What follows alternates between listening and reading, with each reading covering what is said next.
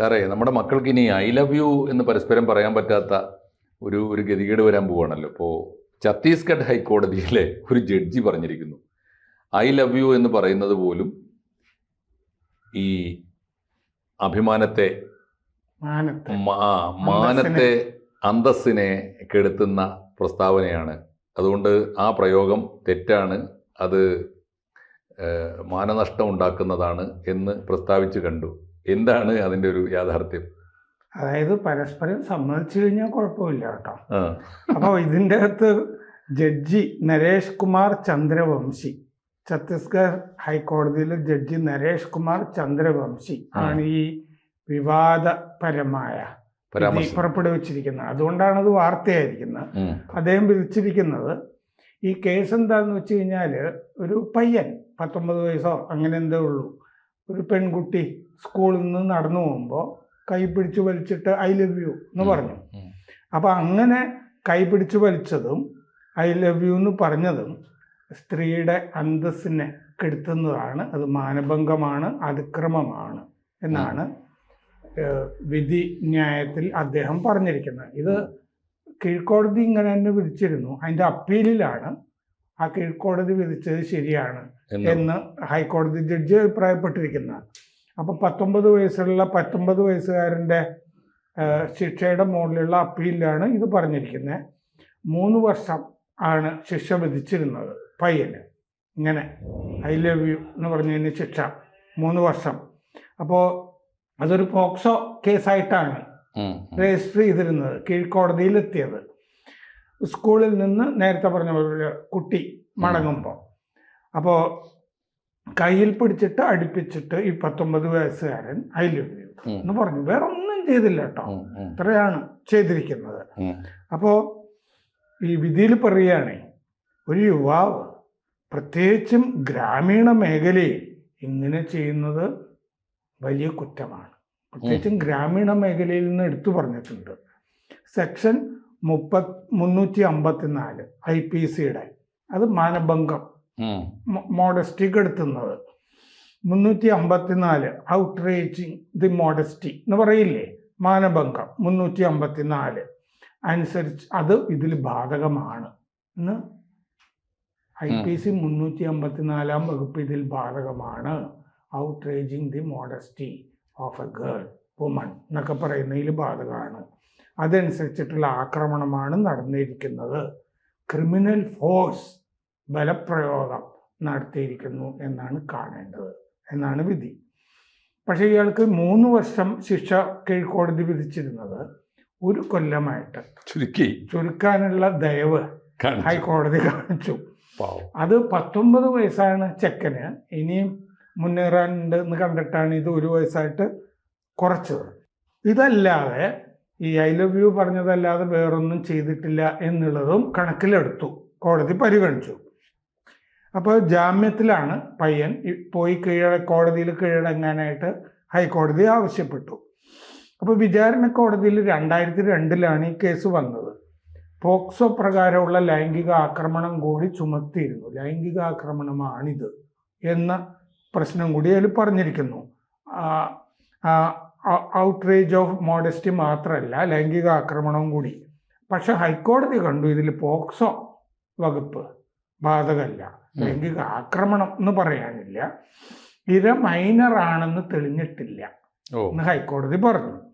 എന്നാൽ 354 ഇതിൽ ബാധകമാക്കുന്നത് ശരിയാണ്. ഈ പെൺകുട്ടി അനുജത്തിയുടെ കൂടെയും കൂട്ടുകാരിയുടെ കൂടെയുമാണ് നടന്ന് വീട്ടിലേക്ക് പോയിക്കൊണ്ടിരുന്നത്. അപ്പോഴാണ് ഈ സംഭവം ഐ ലവ് യു എന്ന് പറഞ്ഞത്. അപ്പോൾ പ്രോസിക്യൂഷൻ അഭിഭാഷക പ്രഭാ ശർമ്മ പറഞ്ഞു, വിചാരണ കോടതി വിധി യുക്തിഭദ്രമാണ്. പ്രതിയുടെ വക്കീൽ പുനീത് രൂപരേൽ പറഞ്ഞു, പോക്സോ ആക്ടിൽ ഐ ലവ് യു എന്ന് പറയുന്നത് ലൈംഗിക ആക്രമണമായിട്ട് പോക്സോ കേസിൽ പറഞ്ഞിട്ടില്ല.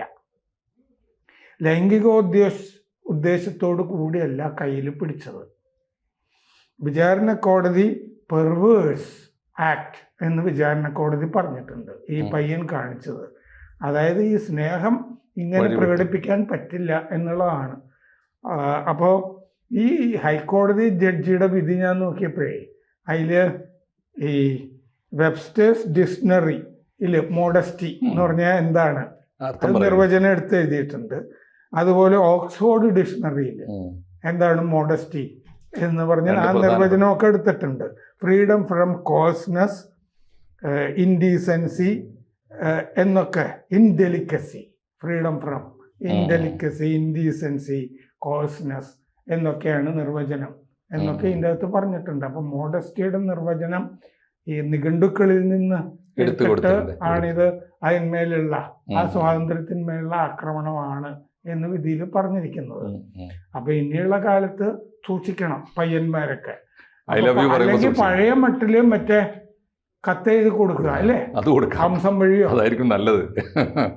അല്ല, ഇതിലിപ്പോ എനിക്ക് തോന്നുന്നു ഐ ലവ് യു എന്ന് പറഞ്ഞതിനേക്കാളേറെ സമ്മതമില്ലാതെ ആ കുട്ടിയെ തൊട്ടു. അതിപ്പോൾ ലോകത്തിൽ എവിടെയായാലും സ്പർശിക്കുന്നത്, കൈപിടിക്കുന്നത് ഒക്കെ ഒരു പരിചയമില്ലാത്ത ഒരു പെൺകുട്ടിയെ പോയി ഷെയ്ക്ക് ഹാൻഡ് കൊടുക്കുന്നത് പോലും പരിചയമില്ലാത്ത ഒരാൾക്ക് കൊടുക്കാൻ പരിചയപ്പെടാനാണല്ലോ. അല്ലാതെ കൈപിടിച്ച് വലിച്ചു എന്ന് പറയുന്ന ഘടകമുണ്ട്, അതുകൂടി പരിഗണിച്ചിരിക്കാം ഒന്ന്. രണ്ടാമത്തെ ഘടകം ഈ നാട്ടിൻപുറത്താണ്. ആ ഒരു നാട്ടിൻപുറത്തിൻ്റെ ഒരു സംസ്കാരത്തെ ബ്രേക്ക് ചെയ്യുന്ന മട്ടിലുള്ള ഒരു കോഡ് ഓഫ് കോണ്ടാക്ട് ആണല്ലോ ഇപ്പോൾ ഇത്. ഇത്തരത്തിൽ ഇല്ലാത്തൊരു പെരുമാറ്റമാണ് നാട്ടിൻ പൈസ. നമ്മളെ നാടൊക്കെ ഒരു എക്സ്റ്റൻഡഡ് സിറ്റി, നന്മകളാൽ സമൃദ്ധം എന്നല്ലേ, അതാണ്. ആ നന്മ ഇതിൽ കണ്ടില്ല ഹൈക്കോടതി. അതെ, കണ്ടില്ല. നാട്ടിൻപുറം, പക്ഷേ നാട്ടിൻപുറമൊക്കെ അതിവേഗത്തിൽ മാറിക്കൊണ്ടിരിക്കുകയാണ്. ഇപ്പൊ നമ്മളെ കേരളം ഒരു എക്സ്റ്റൻഡഡ് സിറ്റി ആയിട്ട് മാറി എന്ന് നമ്മൾ പറയുമല്ലോ. നമ്മുടെ നാട്ടിൻപുറത്തൊക്കെ ഏത് കുട്ടികൾ നടന്നു പോകുമ്പോഴും ഐ ലവ് യു അങ്ങനത്തെ സ്ഥലമൊന്നും അല്ല ഈ പറഞ്ഞ ഛത്തീസ്ഗഡ്. കാട്ടുംപുറമാണ്, നാട്ടിൻപുറമല്ല. അപ്പോൾ അതിൻ്റെ ബുദ്ധിമുട്ടുണ്ടാവും. അവിടുത്തെ ഈ ഗോത്രവർഗ സംസ്കാരം, സംശുദ്ധമായ ഒരു ഗ്രാമീണ വിശുദ്ധി, അതിനെയൊക്കെ ബ്രേക്ക് ചെയ്യുന്ന മട്ടിലുള്ള പെരുമാറ്റമാകാം. പക്ഷേ അവിടെ നിന്നൊക്കെയുള്ള കുട്ടികൾ വിദ്യാഭ്യാസം നേടി പുതിയ ക്യാമ്പസുകളിലൊക്കെ പഠിച്ച് നാട്ടിലേക്ക് തിരിച്ചു ചെല്ലുമ്പോൾ നമ്മൾ നാട്ടിൻപുറത്തൊക്കെ ഇപ്പോൾ എന്താ ചെയ്യുക? കുട്ടികൾ നടന്നു പോകുമ്പോൾ ആര് നടന്നു? ഐ ലവ് യു എന്ന് പറയുന്നതിന് പകരം അവിടുത്തെ ഭാഷയിൽ പറഞ്ഞിരുന്നെങ്കിൽ കുറച്ചുകൂടി നന്നായേനെ. ഓക്കെ, എന്തായാലും ഐ ലവ് യു പറഞ്ഞാൽ നമ്മളിപ്പോൾ കുട്ടികൾ എന്താ പറയുക? നമ്മൾ കുട്ടികൾ ഒരു കൂട്ടത്തോടെ നടന്നു പോകുമ്പോഴും ഐ ലവ് യു പറഞ്ഞാൽ താങ്ക് യു എന്ന് പറഞ്ഞാൽ നമ്മളെ കുട്ടികൾ തീർക്കും. അവിടെ തീർക്കേണ്ട കേസുള്ളൂ. പക്ഷേ ഇതിപ്പോൾ കൈ തൊട്ടാൻ പോയി എന്നുള്ള ഒരു പ്രശ്നം. അതിനേക്കാളും എനിക്ക് ഒരു ഇമ്മോറലായി തോന്നുന്നൊരു കാര്യം, ചെറിയ സാംസ്കാരിക പ്രശ്നമുള്ളത്, ഈ അനിയത്തിയുടെ കൂടെ നടന്നു പോകുന്ന ഒരു ചേച്ചിയോട് ചെന്നിട്ട് ഐ ലവ് യു എന്ന് പറയുന്നതിൻ്റെ അതും കൈപിടിച്ച് പറയുന്നതിൻ്റെ ഒരു അപകടം നമ്മളെ ഒരു പൊതുവെ നമ്മുടെ സംസ്കാരത്തിലുണ്ട്. കുടുംബ ബന്ധങ്ങളും പരസ്പരമുള്ള അമ്മയും പെങ്ങളും ചേച്ചിയും അനിയത്തിയും ഒക്കെയുള്ള ഒരു ബന്ധത്തെ അവർ തമ്മിൽ ഒരുമിച്ച് പറയാവുന്ന, അവരെ അനിയത്തിയെ കേൾക്ക ചേച്ചിയോട് പറയാവുന്ന ഒരു സംഗതി അല്ല ഇത്. അങ്ങനെ സംഗതിയാണ്. അതല്ല, 1 കൊല്ലം 3 കൊല്ലമൊക്കെ ശിക്ഷിക്കാവുന്ന കുറ്റമാണോ എന്നുള്ളതാണ്. അതെ, ഹെഡ് മാസ്റ്ററിനെ വിളിച്ചിട്ട് ആ ചോറിലെടുത്തൊരു പിട കൊടുക്കുമെന്ന് പറഞ്ഞു തീരേണ്ട കേസ്. രണ്ട് ചൂരലുകൊണ്ട് പൊട്ടിച്ചു കൊടുക്കേണ്ട കാര്യമുള്ളൂ. എടാ മേലാൽ ഇത് ചെയ്യരുത്, സൂക്ഷിക്കണം എന്നൊക്കെ പറയാനുള്ളതേ ഉള്ളൂ. സ്കൂളിലൊക്കെ പഠിപ്പിച്ചിട്ടില്ല. അതെ, അങ്ങനെ തന്നെ നമ്മൾ തീർക്കാറുള്ളത്. നമ്മൾ അങ്ങനെ തന്നെ തീർക്കാറുള്ളൂ. അപ്പൊ ഇതിപ്പോ കേരളമല്ല, ഛത്തീസ്ഗഡ് ആണെന്നൊക്കെയുള്ള പ്രശ്നങ്ങളുണ്ട്. എന്നാലും ഇതൊരു ഐ ഓപ്പണറാണ് ഈ വിധി. കുട്ടികൾ കുറച്ചുകൂടി ഒന്ന് ജാഗ്രത നല്ലതാണ് ഞാൻ വിചാരിക്കുന്നത്. പിന്നെ ഈ ഐ ലവ് യു ഈ വിധിക്കുള്ള ഒരു പ്രശ്നം എനിക്ക് തോന്നിയത്, എനിക്ക് ചർച്ച ചെയ്യാൻ തോന്നിയത് എന്താന്ന് വെച്ചാൽ, ഇതൊരു പ്രീസിഡന്റ് സൃഷ്ടിക്കുകയാണ്. കാരണം ഇങ്ങനൊരു വിധി വന്ന സ്ഥിതിക്ക് ഇനി ഇത്തരം കേസുകളിൽ ഈ വിധി സൈറ്റ് ചെയ്യാൻ പറ്റും. ഇങ്ങനെ ഛത്തീസ്ഗഡിൽ ഒരു വിധി ഉണ്ടായിട്ടുണ്ട്. ഡൽഹിയിൽ ഇപ്പൊ ഒരു നഗരത്തിലും ഇതൊരു കേസ് എടുക്കാം. ശരിയാ. ഒരു പകയോടുകൂടി മറ്റവൻ രാമൻകുട്ടി എന്നോട് ഐ ലവ് യു പറഞ്ഞു എന്ന് പറഞ്ഞിട്ട് ഏത് നഗരത്തിലും ഇനി കേസെടുക്കാം.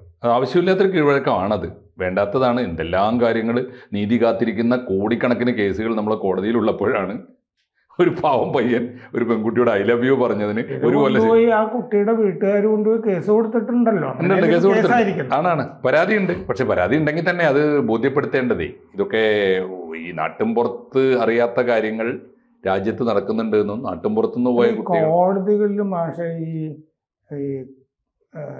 ഇത് അങ്ങോട്ടും ഇങ്ങോട്ടും സംസാരിച്ച് തീർക്കുന്ന പരിപാടിയൊക്കെ ഇല്ലേ, മീഡിയേഷൻ എന്ന് പറഞ്ഞൊരു സംഗതിയുണ്ട്. അതിലേക്കൊക്കെ വിടാവുന്നത് ഉണ്ടായിരുന്നു. ഇതൊക്കെ ഒരു കൗൺസിലിംഗ് കൊടുത്തിട്ടേ. സത്യത്തിൽ ഫാമിലി കോർട്ടിലൊക്കെ പല ഇഷ്യൂസും തീർക്കുന്ന അങ്ങനെയാണല്ലോ. വേണമെങ്കിൽ ഒരു കമ്മിറ്റിയെ വെച്ചിട്ട് ഒരു വക്കീലോ 1-2 വക്കീലിനൊക്കെ വെച്ച് 2 കക്ഷികളെയും ചെയ്ത് പറഞ്ഞു തീർക്കാവുന്നതേ ഉള്ളൂ. ഇത് ഇത്ര ഗുരുതരമായൊരു കീഴ്വഴക്കം സൃഷ്ടിക്കുന്ന മട്ടിലേക്ക് ഒരു വിധിയിലേക്ക് ഒരു ഹൈക്കോടതി പോകേണ്ടിയിരുന്നില്ല എന്ന് വേണം. ഈ നാട്ടിലൊക്കെ പോയി പ്രസംഗിക്കുമ്പോൾ യുവാക്കളെയൊക്കെ ബോധവൽക്കരിക്കാനായിട്ട് ഇങ്ങനൊരു പ്രശ്നമുണ്ട്, മേലാൽ ഇത് പറഞ്ഞു പോകരുത് എന്ന് ഉദ്ബോധിപ്പിച്ചാൽ നല്ലത്. അതിന് ഉപകാരപ്പെടും. ഓക്കെ, കൂടുതൽ വാർത്തകളും വിശേഷങ്ങളും നിങ്ങളിലേക്ക് എത്താൻ ABC മലയാളം സബ്സ്ക്രൈബ് ചെയ്യുക, ബെൽ ബട്ടണും അമർത്തുക.